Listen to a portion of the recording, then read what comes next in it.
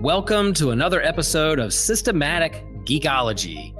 This is a space where we seek to create and cultivate healthy conversations between those things we geek out on and the philosophical and theological questions that often arise out of our fandoms. Like, what does it mean to be human? What makes a hero? What makes a villain? How do the stories and narratives we geek out on shape how we live in the world? We are your priest to the geeks. We aren't all ordained, but we see ourselves as mediators at the intersection of geek culture and going deeper in our faith. We don't always have to agree, but we do respect each other, and we see everyone as a beloved child of God. Everyone geeks out on something, so come geek out with us and enjoy the show.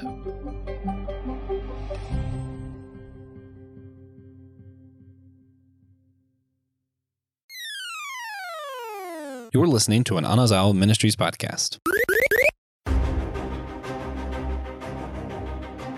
Should we consider environmental effects when buying comics? This is Systematic Geekology. We are the priests to the geeks. I'm very excited to talk about this topic. I am Kevin Schaefer, here with two of my favorite geekologists, Joshua Knoll, Will Rose. How are you guys tonight?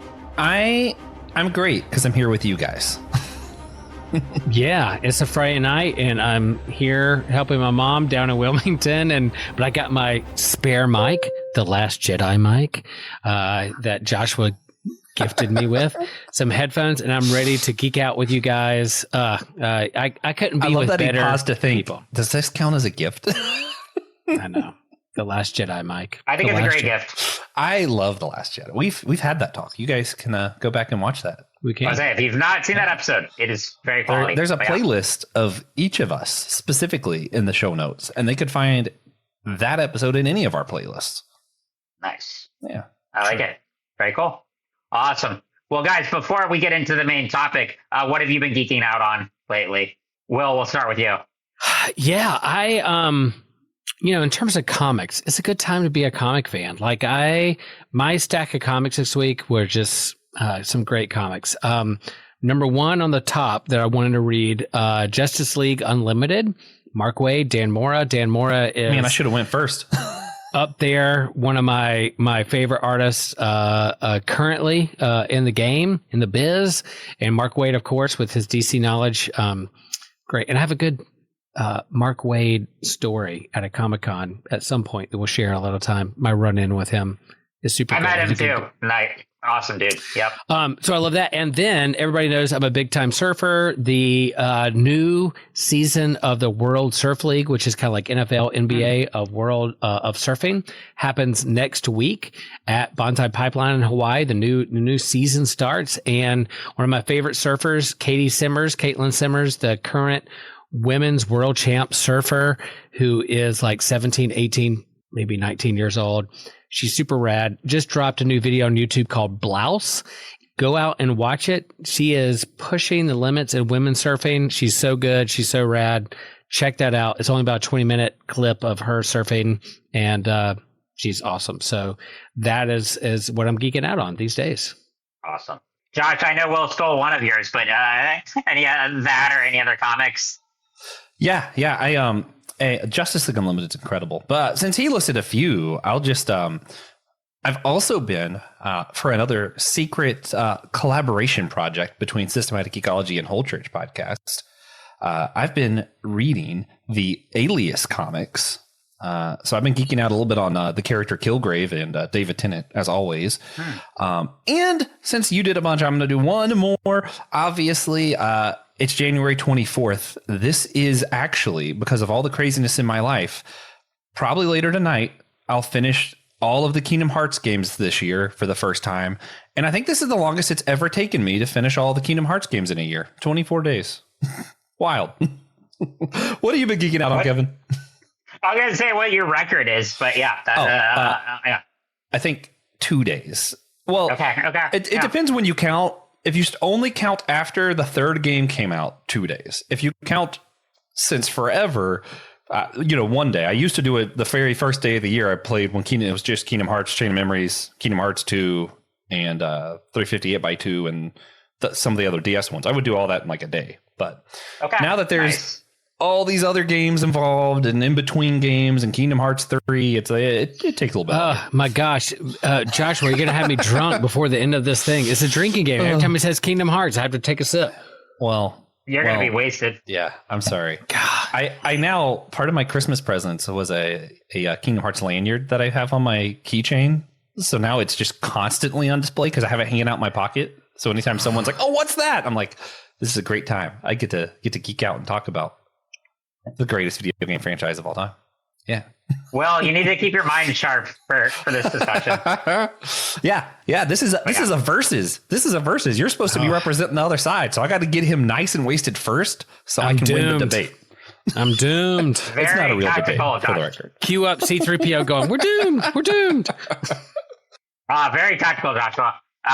And then real quick, what I'm geeking out on, like I read The Penguin Volume 1 written by Tom King, which I didn't know right when I picked it up. It was part of an ongoing, so I did really enjoy it. The only thing is like it's a lot of setup, and because it the first issue is great, and then the basic premise is that the Penguin has been retired, kind of thought dead, and living in Metropolis, and then he gets recruited by an agent of Amanda Waller to rebuild his empire in Gotham and kill Batman. So it has a great setup, but a lot of that trade is just him building up his team and kind of like reforming the empire and getting back into his roots. Still very well done. Great art. So I did enjoy that. And the only other quick thing is that kind of random, but I watched all 3 Equalizer movies this week for the first time. And Nice. I don't know. I think part of it is like, I mean, who doesn't love Denzel and like action movies? But I think part of it was, given the state of the world, I really needed to watch Denzel Washington just like beat up a bunch of bad guys, and it was very cathartic. So I enjoyed those. Real fast. I'm at my mom's and they have Stars, and I pulled up John Wick episode 4, or the 4th movie, and I watched that last night, and it's very cathartic watching John Wick 4. Random fun fact about me, because like I feel like everyone, when you think about stuff I geek out on, you think of Kingdom Hearts and Darkwing Duck. Sorry, Will. I got to win the debate. And I feel like no one, like some people are like, "Oh yeah, Florida State," or like Star Wars, let in some other stuff. But like I always feel like it throws people off when they discover that I have a tradition where every single year I refuse to let the year end without watching all of the Ocean's movies. I don't know why. I love those films. They're great. Yeah. Okay. Fantastic. It's my jam. Yeah, just a fun fact. Because you mentioned watching all those, I was like, sometimes you just gotta have a movie marathon. Yes, but going back to Penguin, like there's the Max series that we loved, and then Tom King, which is Joshua, his favorite author, because he's so wordy in all his graphic novels. I do like some Tom King, but I skipped the Penguin series, but I love Tom King, and so I'm definitely gonna go back and get that graphic novel and read it all the way through in one sitting. I didn't collect the comics, but there's a new Batman comic I just read that I loved, but I forget what it was, so I can't recommend it to you guys. I'll text you later, and the listeners can wonder what it was. But which one? Tom King Penguin, I'm there for it. Since he did Supergirl, Woman of Tomorrow, and that's the next movie they're going to do, or for the DC universe. Yes. I'm going to tease some of our content. I'm on a roll today, plugging ourselves. Okay, go ahead. I'm going to text Kevin and Will later what the name of this comic was that I forgot. But if you guys want to hear it, head over to Comic Book Catch Up, because me and Will are on it together in February, and I'll bring it back up then. Okay. Yeah. Perfect. Right on. Sweet. That actually is a good segue too for a quick, if you do want to support the show, support us on Patreon, like this video on YouTube. I know it is winter right now, but if we get 50 likes on a YouTube episode, we'll do something and film it. During the springtime, we said he would be will involve frolicking through the hours. It will involve frolicking, whether that's through the snow, whether that's through flowers. It'll involve something, whether it's in his house. You missed your chance. I was in Utah, and it was freaking 8 degrees in Utah where I was skiing in snow. I would have hopped in my bathing suit. In fact, I got in a hot tub in my bathing suit outside, and then hopped in the snow to therapeutic ice my hamstrings and knee in the snow, and then hopped in the hot tub. I would have videotaped that if there had been 50 likes, but you guys missed it. So we're gonna have to keep pushing. Well, we do appreciate the support regardless to all of our listeners and viewers out there. So we really appreciate you spending some time with us. And tonight, we have a unique topic here. This is one I think Joshua pitched originally, and we've been kind of planning this for a while now. So in this day and age, you can consume comic books in different ways. Obviously, there's the old school physical way of whether you get them from a comic shop or a bookstore or wherever. You can get in single issues, you can get in trades and graphic novels, but you can also do many digital formats. So you can use different comic streaming services, and you can do Apple Books and Kindle and anything like that. But thinking about all of that and thinking about how we consume comics, we're going to look at what that effect has on the environment. So the environmental impact of consuming comics physically in the old school way or digitally, because both have really interesting effects. So we are doing this. I like to think of this as going to be more conversational, but I know Joshua will want to make it more verses, so that's why we do have the verses. I was mostly here. joking. But yeah. No, it is. Yeah, I think because we really want to look at both sides of this, and not in a which one is better and which way, but just looking at the pros and cons of both and avenues and the environmental effects. So I think this will be a really interesting discussion. So starting first about just what are the environmental effects here. So first question. How many trees are cut down to produce paper each year? And this is something I think Joshua has been researching intricately, so I'm going to hand it over to you guys for this. Yeah, so obviously we can't really tell. There probably is studies out there. They're hard to find how many exactly are for comic books, but we know in general around 4 billion trees a year are cut down just to make paper.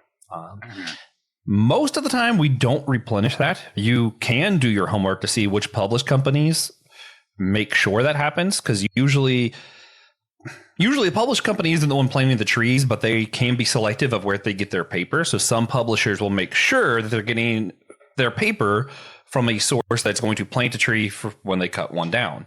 A lot of companies don't do that. And in the comic book realm, there isn't a ton of publishers. You're right. Got a select few to choose from.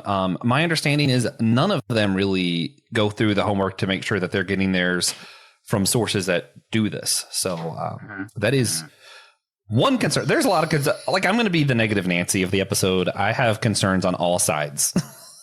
Yeah. Sure. Even the digital one, there's a lot less trees being cut down, but they still, for some of the chips in your devices, have to cut down trees to create that. And I'm going to go back to this a lot too. It's a lot like when people are like, well, how do you think your electric car is getting electricity? That's from gas. Well, yeah, but it's using a lot less gas to produce that energy. And that's just kind of something you got to think about. Well, what are your thoughts here on just that and other environmental effects of making physical comics? Yeah, I mean, just going back in terms of my history, I'm a kid that grew up on comics and on the spinner racks and the gas stations and little stores around my house and those kinds of things. And then the local comic store. I really value those things. And I love having the physical copy of the actual book and the comics in my hand. That's just how I read.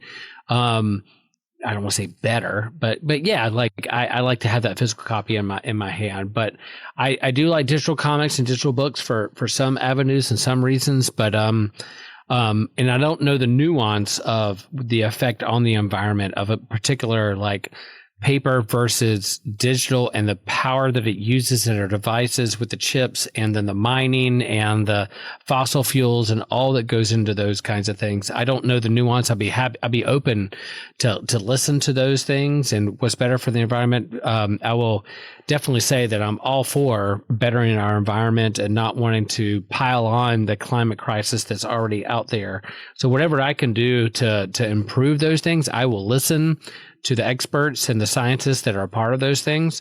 That being said, just to preamble just a little bit, I love the local comic shop and the community and the physical copy, similar to how we get music, whether it's digital, Spotify, Apple Music, and then getting the real physical copy of the vinyl in the local vinyl music store to talk about and geek out on music in the vinyl record store versus the comic store. So maybe that's kind of where comics are going in terms of being like kind of a retro like vinyl record store, that comics are going to be that way. But all in all, that's kind of where I am on the spectrum. But I'm open to listen to Joshua and other experts.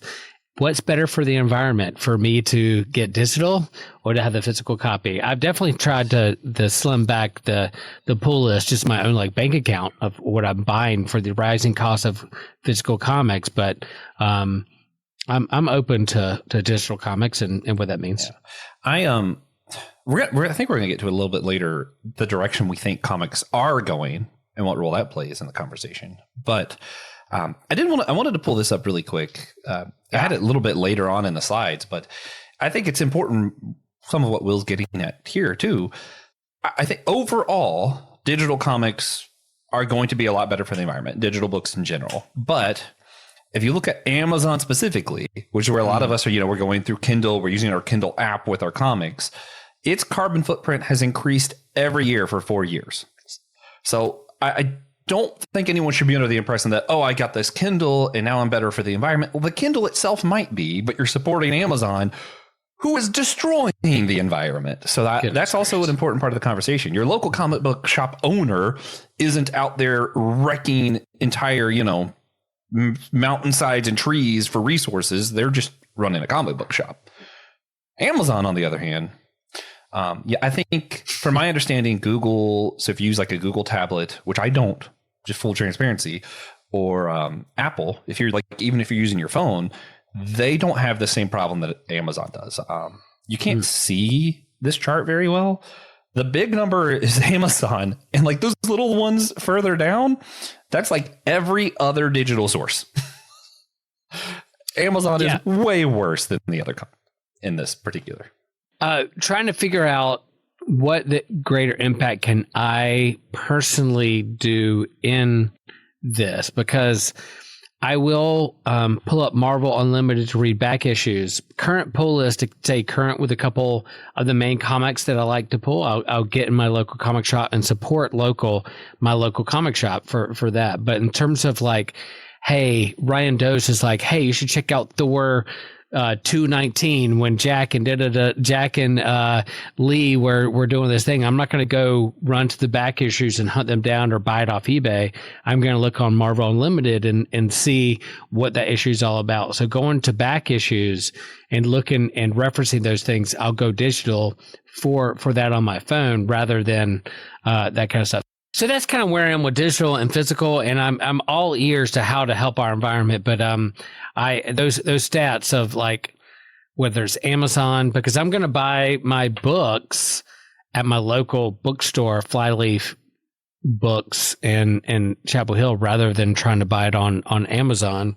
And then I'm going to buy my comics from Ultimate Comics, my local comic store, versus like the big online store. But I think I'm all ears for how that helps the environment and what that means in terms of digital and physical copy of comics. And I think comic creators and independent comic book creators in terms of web comics and how they can put that out there for folks on the internet to get visibility for the story they're trying to tell versus like the big publishers out there, Marvel, DC, Image, and what they do in terms of what they produce. But like there may be an independent comic book creator who has a web comic that you should read, and you don't have to worry about the physical copy, and you're supporting and donating to a creator-owned IP that they're just trying to make it off the thing. So there's that kind of dynamic with how to tell stories in the comic book world too.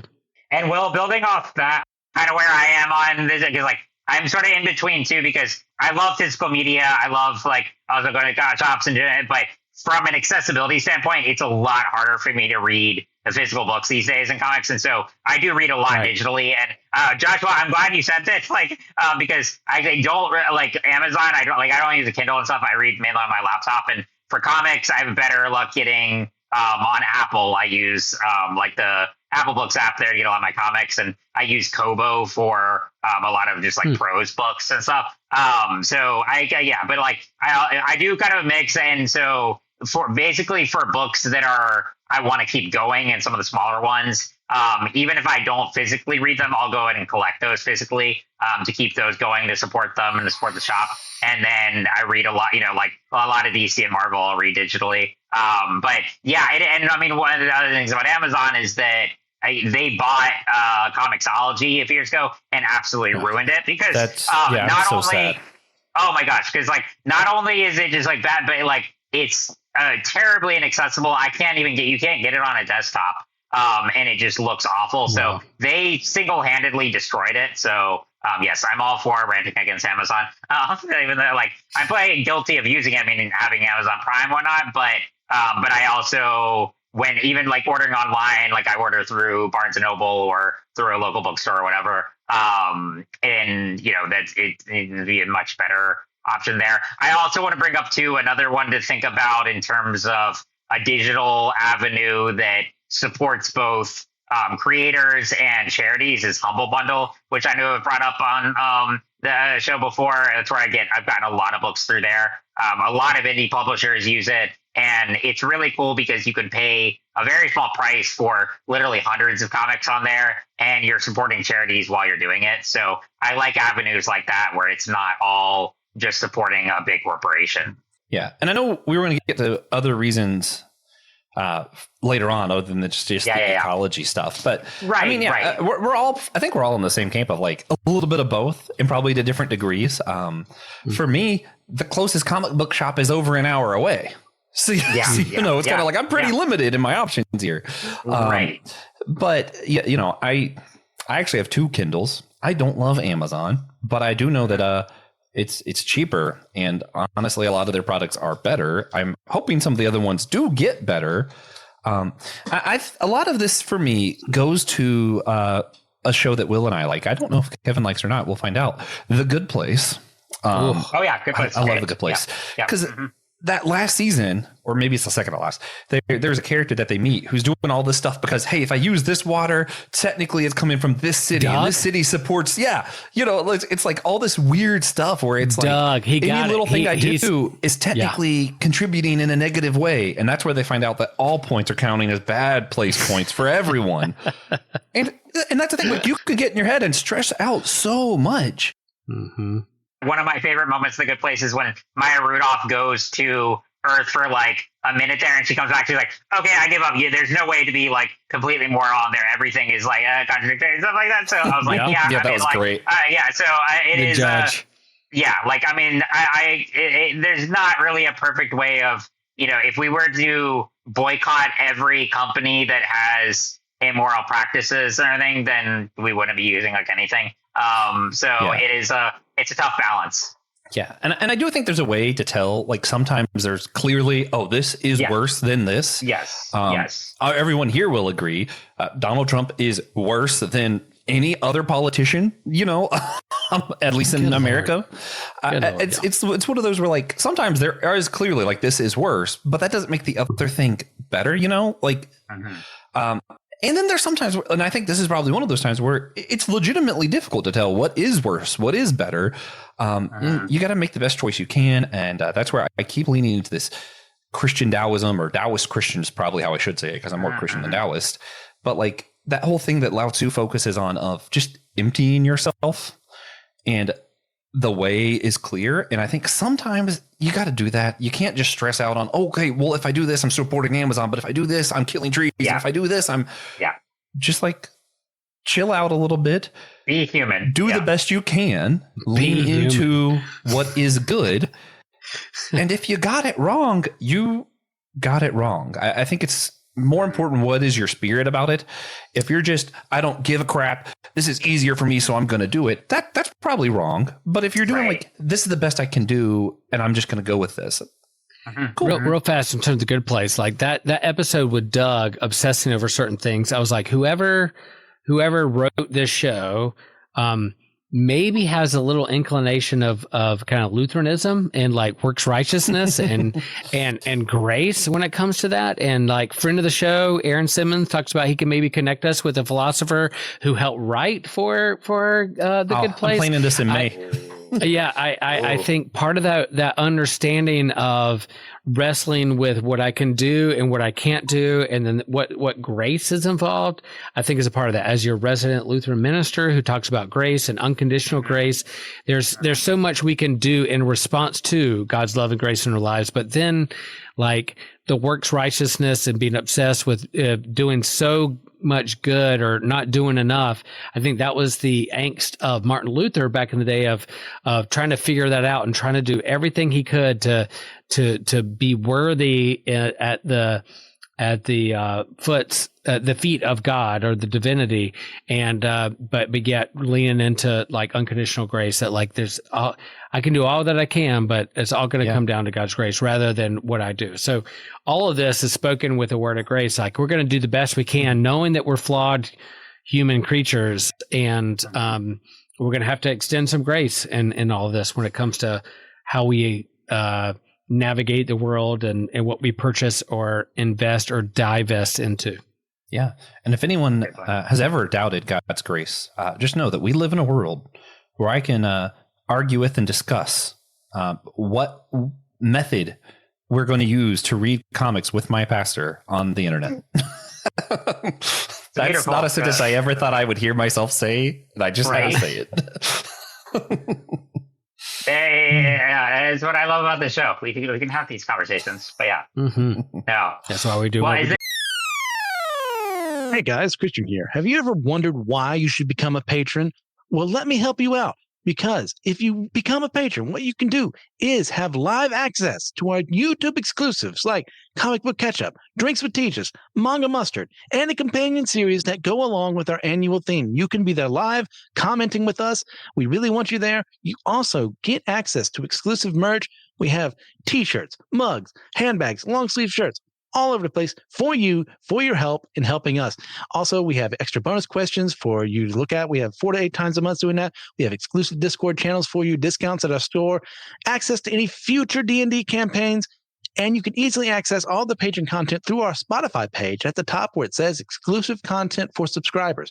Also, one of the new things we're adding is voting privileges for future episode topics. We're going to be doing specific things for you, voted by the patrons, and you also get that extra satisfaction of just helping us out, and we appreciate all you do. Anything else you want to say, just as looking at the environmental, natural resource effects of both avenues of consumption? Yeah, I think other than just trees, because a lot of times we're like, well, books killed trees, thus book bad. Yeah, there's a lot more that goes into this stuff. Like even when you're thinking about computers, it's the chips. It's how many machines that are running on fuel that did this to like mine to get the stuff that created your smart device, or and some stuff's above my head, right? Like TJ was explaining me the other day, because we have a little bit of a disagreement. And we're going to have this disagreement in a meeting soon for our show to get a little bit meta for you guys about the use of AI, specifically when it comes to like not art, but generative AI, because of how much power it uses. And there is environmental concerns with that too. And that's hard for someone like me to wrap my brain around all the time, because I'm like, my computer was running for the same amount of time. How could that be more power? It's like, actually, my computer was on less time because I didn't have to type all that. And yet the creation of this caused a lot of energy. And on a recent episode, I had Taylor Thomas on the show, and she was talking to us about, she's from the Appalachians and how the hurricane hit that thing. And a lot of your metropolitan newspapers talking about how, oh man, the destruction of these backwater cities might really impact the tech industry. And then look at this image, that's what you're concerned about. And that's the thing too, is I feel like we lose the humanity in a lot of this. Not only are we losing the fact that there's more resources than just trees, right? There's power. There's the stuff that's used to build your computer. Humans. Yeah, how about resources of humans? Yeah.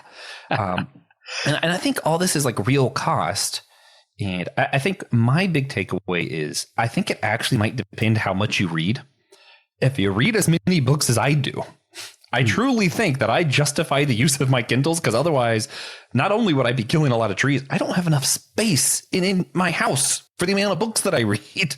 Yeah. So it's just one of those, like, that makes it easier. And also, you got to think, like, there's some things, like, for me, a lot of the times it's like, well, if I'm only going to read a comic, like 2 comics a month or something, and I can just pull it up on my phone, I don't have to buy another device. I don't have to, you know what I mean? Like, it's so there's convenience with, hey, I can either have it in my pocket or drive an hour to get a comic. And the gas you use. The gas I use to get there. Yeah. And then, like, the human resources. You're winning this argument. There's all kind of little pieces involved. And it's just, it's difficult when you have all these pieces put together. I don't think we can discount any of it. Yeah, I like having the copies of the comics, but then, like, what do I do with it after I've done reading it? Like, do I put it in the long boxes, short boxes that are in my closet? What do I do with it when I'm done? What do I hold on to? What do I let go? You know, some of those things is kind of storage, and what do I do with these paper comics? And I think, you know, even the owner of our comic book store that Kevin and I both go to at Ultimate Comics in North Carolina, they have full, like, online shows where they're trying to sell, like, back issues and those kinds of things. What do you do with? They have a warehouse full of these comics. So what do you do with these physical copies? At some point, my family is going to be left with these physical copies of these comics. What are they going to do with them? I hear you. What do you do with these comics when you're done? What do they produce? But then the digital convenience versus, but then we'll eventually get to the community of being in the shop and supporting the local business. But I see all those points. I also just kind of like to show again, like, it does depend on how many books you read, right? So on average, e-readers produce more than 60 pounds of carbon dioxide gases per unit compared to paper books. So that's 60 pounds more of gas, and a pound of gas is a lot because gas weighs like nothing. It also produces 98 kilowatts hours more use of fossil fuels than what it takes to create a paper books. Wow. So if you're only reading a few books a year, it actually is better for the environment that you don't get an e-reader, right? Yeah. But if you're reading a ton, you know, so that kind of thing I think makes a difference. And also, like you guys brought up a lot of the stuff too, like the physical like there's something about having a physical copy sometimes, right? And, like, I think the biggest challenge for me when it comes to e-readers, so my biggest thing with physical books is finding a place for them, and I read so much that actually probably would be worse for the environment, and just the convenience of, hey, I have it in my pocket. My biggest challenge against e-readers, though, is what if I want to go to a Comic-Con and G. Willow Wilson decides to go to Heroes Con in Charlotte, and I'm like, all my comics are on my phone. Here, take a Sharpie and sign my phone, right? Like, what am I going to do? Right. And, you know, maybe we'll be able to use, like, some of that, like the stuff that I don't understand, like, what's it called? The TFGs or whatever. And like have a special online digital signature she could put on. And I know that it's just her that did it. I don't think we're there yet, though. No. And I don't understand a lot of that. So sometimes I'm going to buy a physical book just in case. She could Sharpie your forearm. She could Sharpie your forearm, and then you get that tattooed in your forearm, and it's always there. Yeah. There you go. And that's the arm that I use to read Miss Marvel and Hunger in the Dusk. So it's interesting you bring that up, though, too, because just as a side thing, like, I mean, I do love getting signatures, but I much prefer getting pictures with creators and, like, actors and everyone else at con, because, like, I want evidence that, like, hey, I met this person. So, I mean, a signature is great, but I'm like, if they, like, I love getting just, like, a picture with them and then, you know, putting that on social media.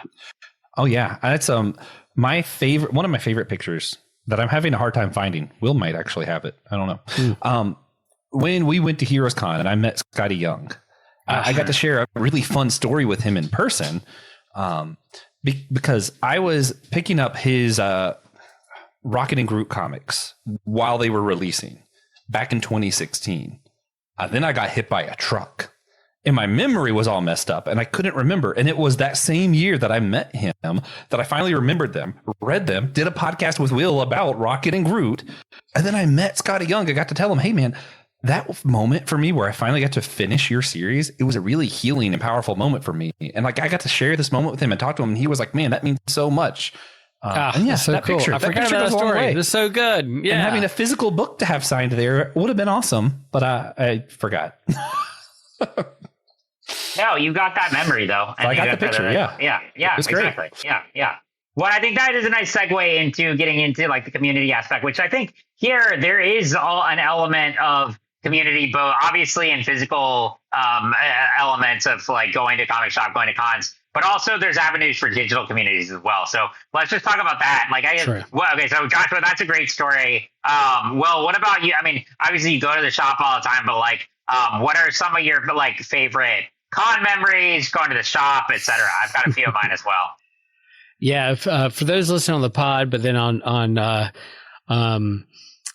YouTube, you see like us at North Carolina Comic Con this past year, where some of our hosts were gathering together, and then we have Joshua hopping in the TARDIS at Mauha Comics in Denver. So yeah, there's something about gathering in the shop, and yeah, you're supporting them in their local business and the economy, but also, hey, what are you reading?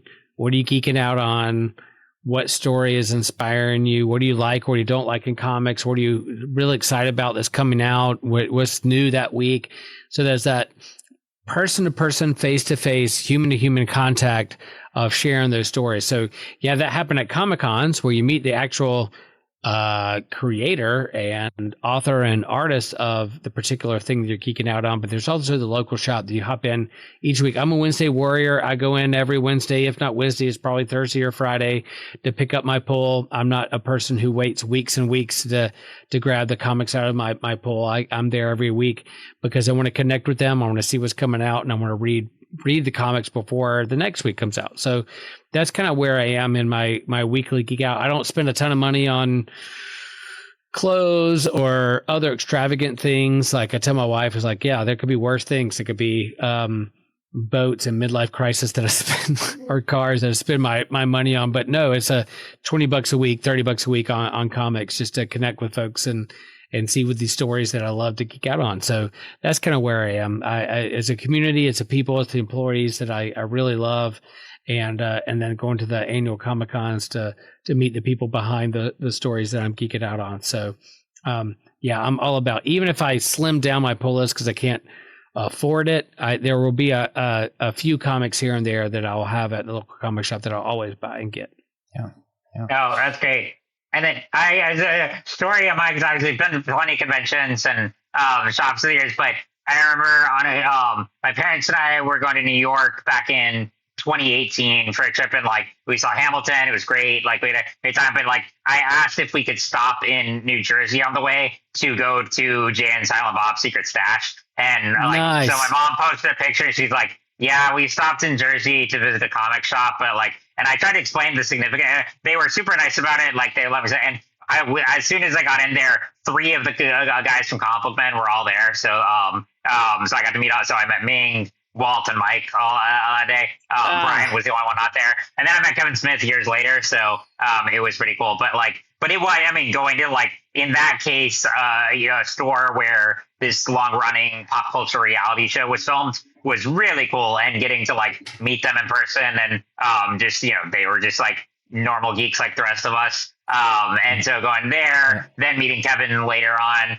was awesome. And then yeah, at NC Comic Con, we've done panels like over the years. It's always a blast, and it's just like, yeah, that in-person connection is, whether it's weekly at the shop or at conventions, you can't put a price on that. It's just like another level of getting, and especially because you see so much toxicity in different avenues of a lot of internet culture and geek culture. And I'll get to this in a sec, the positives of online communities, but there are, of course, a lot of negativity across the border. And a lot of that is just like spammers and, people who frankly do not have things better to do with their time than, bring people down. But then a lot of times when you're in person, you get to see the opposite of that, and you see more inclusion and respect for one another, and everyone just hanging out and having a good time.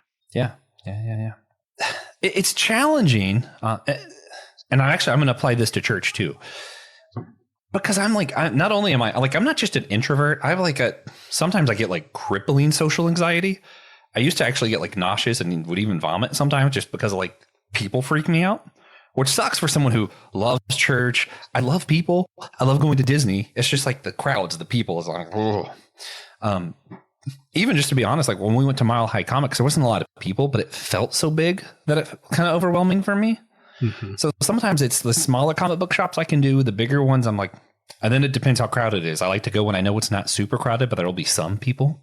And that's like on. That's funny to me because I'm so extroverted. I'm like, more people the better, and you're like, less people the better. And that's where like all of the online community stuff has helped me a lot, because sometimes it's like. Even on a good day, sometimes it's just a day where I'm like, I could not bring myself to physically go hang out with you. But having the screen between me makes me feel a little bit more secure. Like I'm in my own little bubble, but I'm still having this community thing. So it helps me with that. And also part of what the cool digital thing is, and this is kind of an aside, but like I remember when my grandfather realized he could attend online church and he could take online classes, because he got to a point where he wasn't able to leave his house. And ever since that happened and how excited he got, I get so upset when people are like, well, you need to really go to church. It's not the same to do it online. And I'm like, hold up. So you're telling my grandpa couldn't have had the same experience? Like, I don't believe that for a minute. I don't believe that God would do that. Like I feel like God is present with everyone. And that's, a debate we've had recently on a Space and Time Pokemon episode. But like at the same time, there is something about community that's important. I think we can get it digitally, and that's wonderful. I do think it's different in person, but sometimes people like me find that really challenging. I know I'm not the norm. It's just something I did want to throw out there. But no, I'm really glad you brought that up, because it is also a very much an accessibility thing. Because as someone who I am very extroverted, but also there are times where physically I can't get out and stuff like that. So just in the last month, I've been doing church online because it is freezing here to the point where like I physically cannot get out the house and drive like even to the car and get over it. And so I would love to be in person, but the great thing is with the virtual options is like my faith formation leader has been able to FaceTime me in, and then I can watch services online. The same goes for, I mean, this podcast. Heck, we would love to do in person, but I love the beauty of being able to record with people either in different parts of North Carolina or look at Evan in different state and others, and like we have this really thriving community here where the majority of us are virtual. Same goes for my work. I've only ever worked remotely, and like I consider some of those people my best friends, and even though some of us have only met in person like once maybe, but I am closer with them than a lot of people that I see in quote unquote real life. So absolutely, I think that like when it talk about community, yes, I get a lot from being in person with people and going to conventions, going to stores, whatnot.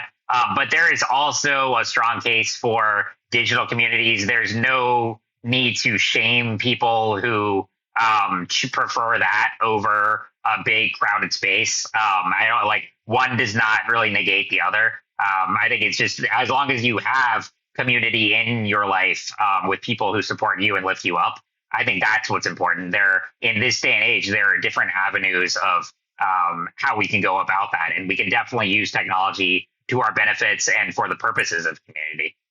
I agree. And the one thing I've been trying to like really help my congregation shift from is definitely post-pandemic. People are like, where is everybody? I'm like, well, they're here. There's just different ways people engage with the community. So I've been talking more about shifting the language from membership or in-person to engagement. How are people engaging with their community? That social media, online views, in person, all of that is not better or worse. It's how are they engaging? Now, for some people and their personalities, what goes deeper, what equips them, what helps them more is in-person, face-to-face. Some people need the online stuff more than the others. So how are you engaging with that? And then what does that mean for you to engage with the community and how deep you go. And that's from person to person, case to case. So one thing I'm trying to and help my people, leadership, congregation know is using the word engagement. How you engage it. And that goes with our systematic ecology too. Like, how are they engaging? Are they listening? Are they watching?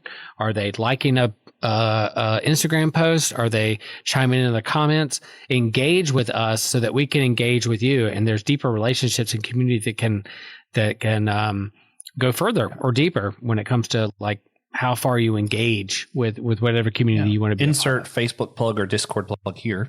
But no, there's a lot of challenges all around with all of this. Because even so, as much as I firmly believe that there isn't a quality difference really of in person or online. I mean, per person there might be, depending on your personality, right? But I don't think it's because of the medium. I think it's because of you and what you make it. Because I hear a lot of, and usually they're more conservative, but you'll hear a lot of speeches of how like, oh, physical in-person community is so important because you get this, this, and this, but you could never get that out of an online relationship. And I'm like, I have all of that with my online relationships. And like a lot of the people I know, and of course, you tend to hang out with other people like you. So this is just going to be the case. And then you're like, oh, the whole world must be like this. It's not. And I know that. But the people I know will share similar sentiments to me where I'm like, when I think of my church and like who I'm closest with, like I am a member of Holy Trinity Lutheran Church in Chapel Hill. I love my pastor. I watch most Sundays. I attend sometimes the Lutheran Church in Rock Hill. Our new campus pastor is pretty rad, isn't she? Yeah. Pastor Katie. Isn't she pretty good? Yeah. I attend sometimes a Lutheran Church in Rock Hill because that's where I live closer to, and you work most Sundays, but when I'm able, sometimes I'll go over there.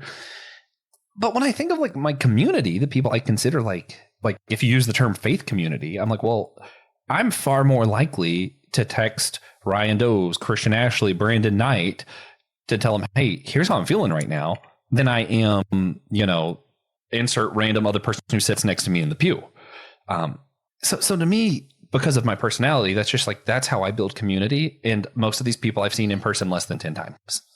And at the same time, when everything that happened in my life in October happened, I do remember I had a moment when I was home alone and we're doing, stuff online. And I was like, I really wish Will was here and could give me a hug. Because there's some stuff you can't do digitally. So yeah, there's a both and to it. You'd love to see my round face in person? My round face in person? Right then I needed the round face in person. But we made it, and I'm going to see you in person again, and you're going to hug me and tell me it's okay. And that's going to feel great. And that's not something I can get online. But yeah. Good. And again, I do know that I'm not the norm. I want to show something because when you're talking about how community and how I think a lot of people feel similarly to what Will was expressing earlier. When we look at small businesses, we talk a lot about culturally, we talk a lot about the importance of small businesses. More than 90% of Americans shop at local businesses regularly. That is a huge majority. And I think that's because people want to be around other people. And when you go to your town, you can go to these local shops and interact with one another. I think that's a large reason why people do this. And that's going to include your local comic book shops, right? The problem we're seeing right now, though, the problem isn't that people aren't going to local businesses. It's that running a business is just not something that's feasible to do in our financial status. Because right now, new businesses are shutting down quicker than they're opening. We have a 91% of Americans shopping at local businesses, but more businesses are shutting down than they're opening. So that is a huge problem that isn't because, we need to shop local. We are shopping local. It's because our infrastructure isn't built to support small businesses. And that's not something that buying digitally or physically can really change, but it is something to consider, especially when we're thinking about like community or otherwise. And then I wanted to bring this up and then let Kevin have his show back. How people are buying comics has changed a lot. And I know Will brought that up earlier, so I just kind of wanted to show this too. Digital comics still have the smallest. They're growing steadily, which is that chart in the bottom right for those on YouTube. The other chart shows what people are buying, how they're buying their comics. The vast majority right now are buying graphic novels, not comics or digital comics. So that's something I find really interesting. It's like the binge culture is making its way to comic book land. Yeah. Interesting. And I think you see that in comic, definitely like a big, I like to, iFanboy is a great podcast, and they talk about how people are creating comics, writing comics, and the stories they are writing, and they write to the graphic novel. So can they have one cohesive story from like 4 comics, 5 or 6 for a graphic novel. And, I don't necessarily see that as a bad thing. Like write a story, finish your story, whatever, write to the graphic novel so that you can have a concise story rather than 100 issues of like ongoing stuff. But then there's something about the one shot comic book that is like a self-contained story in 24 pages that they have to put in there is also pretty cool too. So, anyway, I like the graphic novels. I like the way that's shaped and formed and how they tell a story. I like the one shot. I like the ongoing 100 issue creator team that's telling, it's layered 5-point plot, Chris Claremont, Al Ewing type of storytelling. But I think, writing to the graphic novel and having people buy those and consuming it to put it on their bookshelf. I'm cool with that. I like those too. Yeah. I mean, I also think a big reason for that too is like just when you look at a single issue today versus like Golden Age and Silver Age, is that in those eras there was a lot more text in a single issue. So you could actually get a lot more meat out of a story reading, a superhero comic in the 60s, let's say, versus now you just like plow through it and it's like, oh, that was $3.99. That took me like 5 minutes. So it makes more sense to get at least an arc of a story and pay closer to like $15, or in some cases like Image has a really great avenue where the first volume of a trade paperback in any series is automatically going to be $9.99. And then especially if you have other deals and stuff like that, it makes more sense to get that. You get a longer story and you get to spend a little time with that versus just plowing through an issue that may not have that much text and dialogue. So that's a big factor well, too.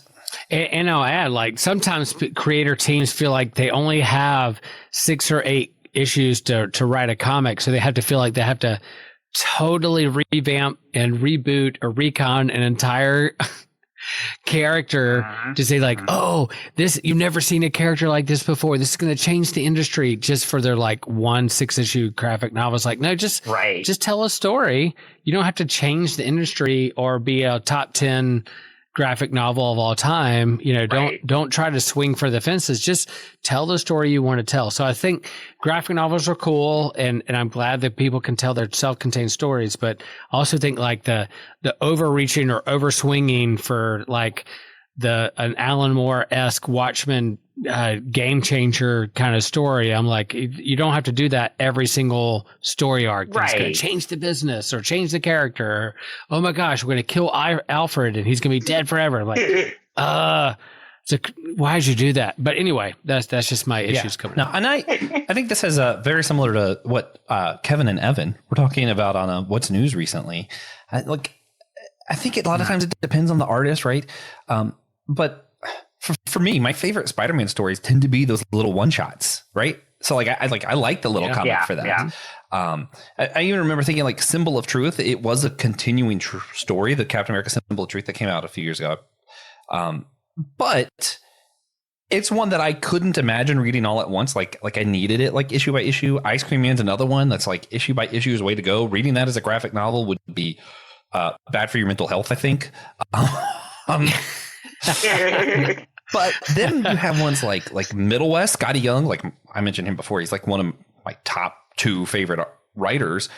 I couldn't imagine reading Middle West issue by issue. Like I feel like you need to sit down with that big omnibus like this and just read it, which I got to do on an island in a hammock, and it was absolutely fantastic.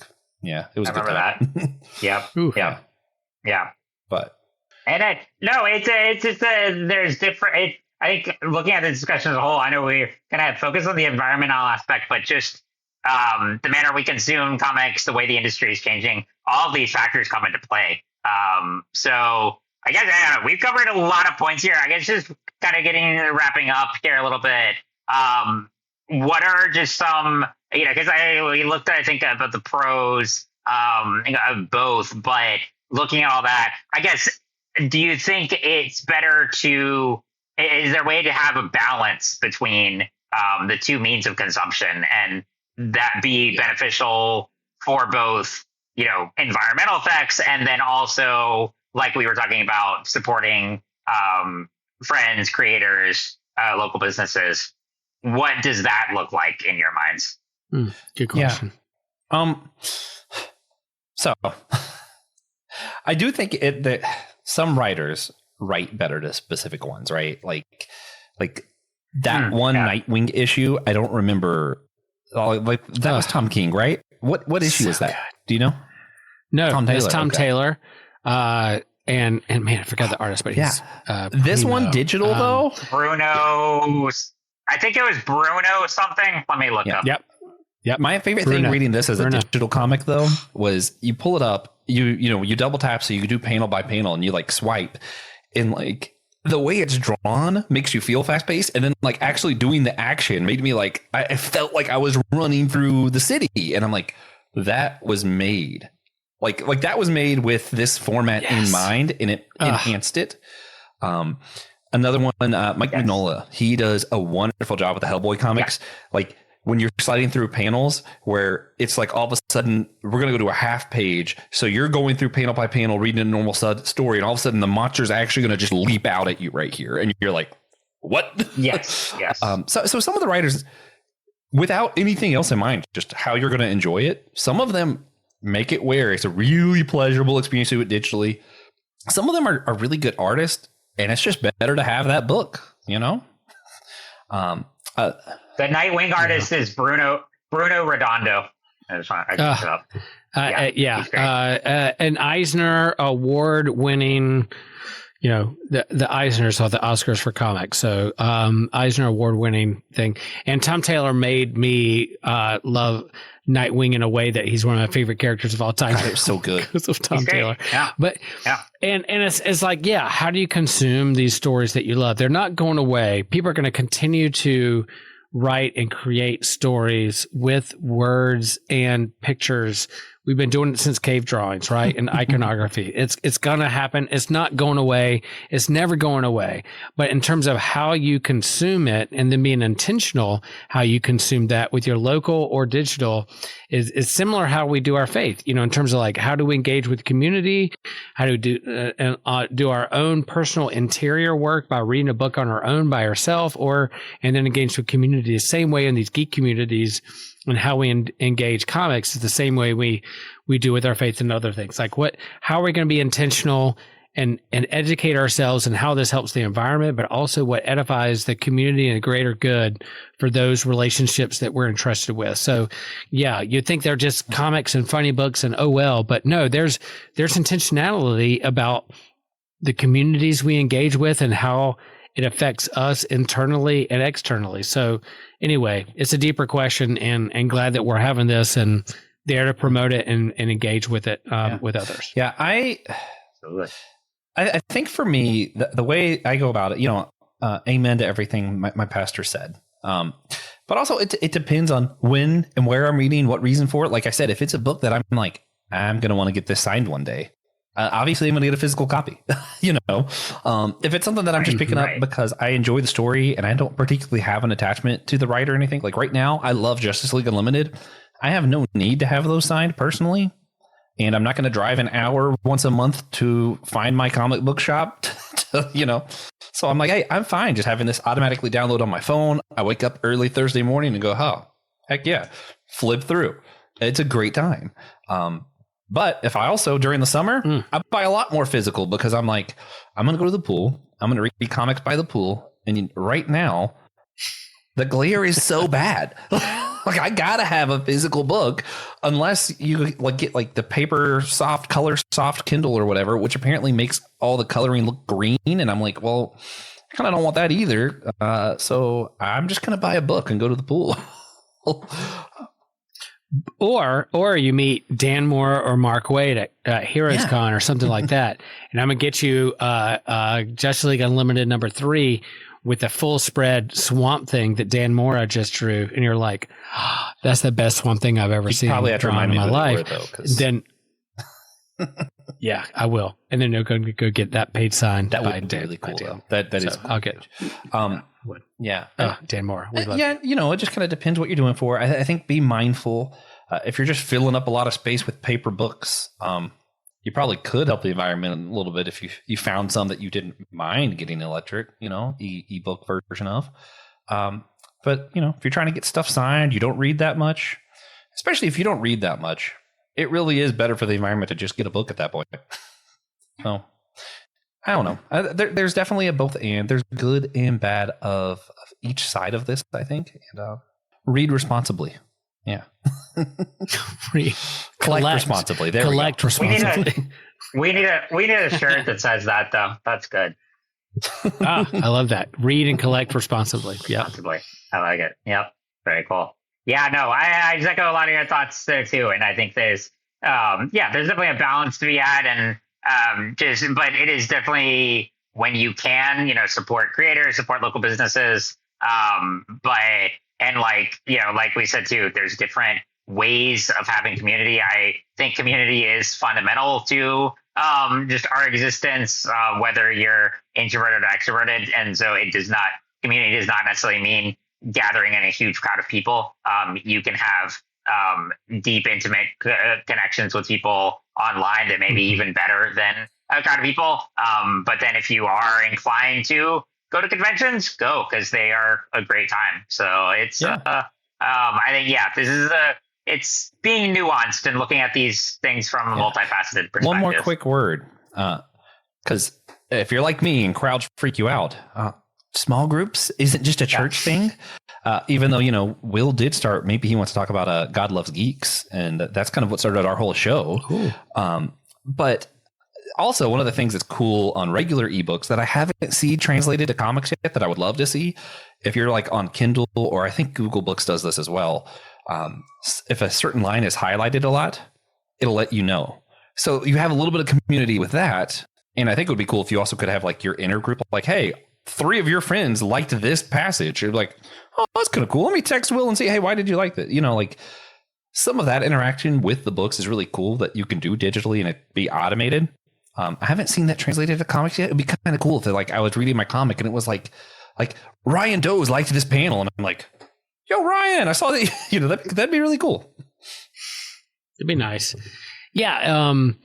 God Loves Geeks is not a trademark thing that I own, but all this started because of a small group in my congregation in South Carolina where we were in the narthex after church going, what did you think of the new Marvel movie? What did you think of this? And we were having conversations like, well, let's have longer conversations. Let's meet together in person and have like a book club where we talk about the movies we're watching or a graphic novel or a book. And it became a God Loves Geeks Books Club. And so, yeah, start one in your own community. It could be 2, 3, 4, 5 people that you just connect on Geeking Out with, Dungeons and Dragons or a fantasy novel or a graphic novel or comics and come together and have a discussion and create your own book club called God Loves Geeks. And you guys geek out on something and share what you're geeking out on and have a deeper discussion of why you resonate with that particular story. And I love that. And that's kind of what started this here and other things like Church of the Geek and other places.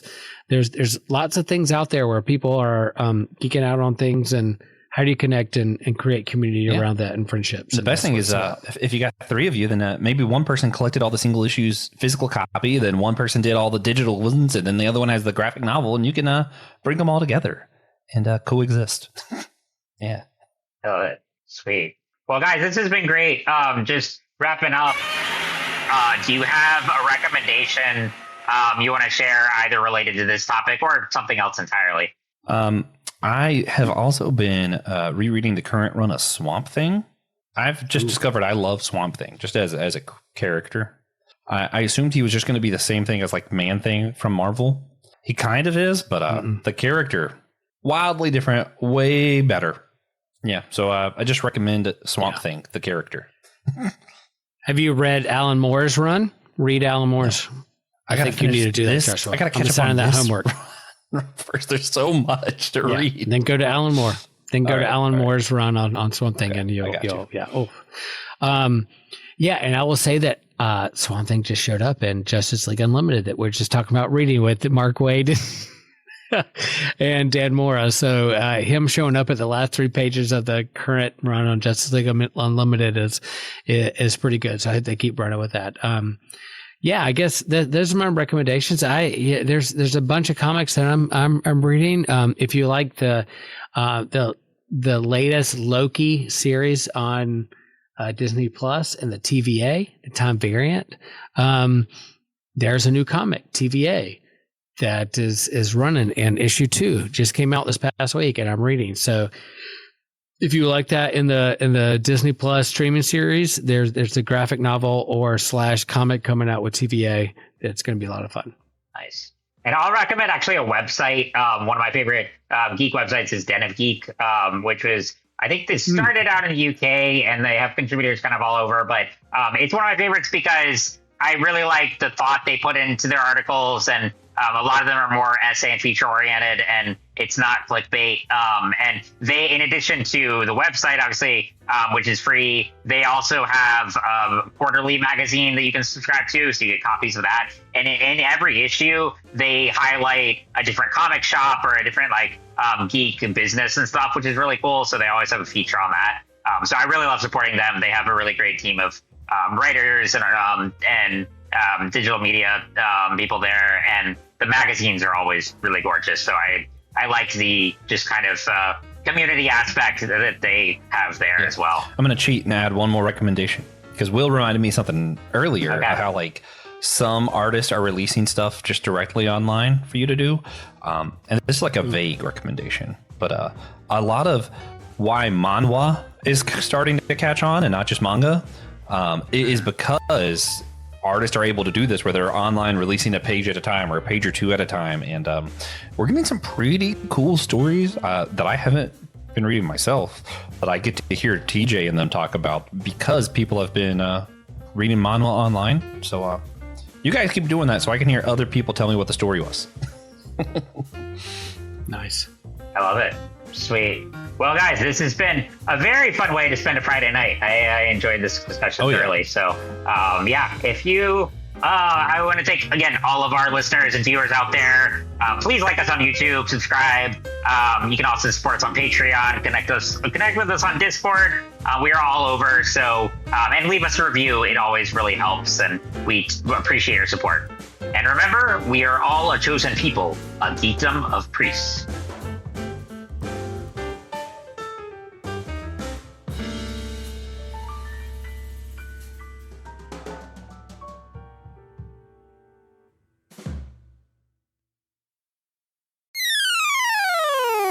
Hi, my name is TJ. I'm here to tell you about the Systematic Geekology shop. That's where we post all of our merch. It is hosted on Creator Spring, and we have a ton of really cool merch, mostly clothing. We have hats, extra soft t-shirts, sweaters, hoodies, and more. Our hosts wear them all the time. It's actually super comfy. We have glassware, mugs, which everybody loves a good mug. Fill out your cupboard. Get rid of some old ones, which is the part that I never do. That's why I have too many cups. We have cloth bags, posters, and it's really stuff. We like to put our icons on there. We like to put quotes, things we come up with, and it's cool. It's a cool way, and a lot of it is pretty subtle too, to show support for one of your favorite shows. And my personal favorite is actually our SG dad cap, which I haven't been reluctant to buy it because now I have to wear hats at work, and then I get tired of wearing hats.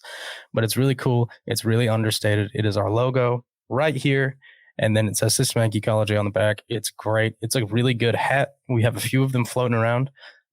Check it out. And if we could all just rock the SG dad cap in public, I think that'd be pretty sweet. If you love our show, you can follow the whole network in a single feed on Spotify at Anazara Ministry Podcast or the network page on Apple Podcasts. There you'll find shows like The Homely, The Whole Church Podcast, My Seminary Life, Let Nothing Move You, Dummy for Theology, The Bible After Hours, as well as mine and my husband's show, The Clydes, where my husband Taylor and I go through weekly discussions in a devotional conversational method to help us all get closer to one another and God.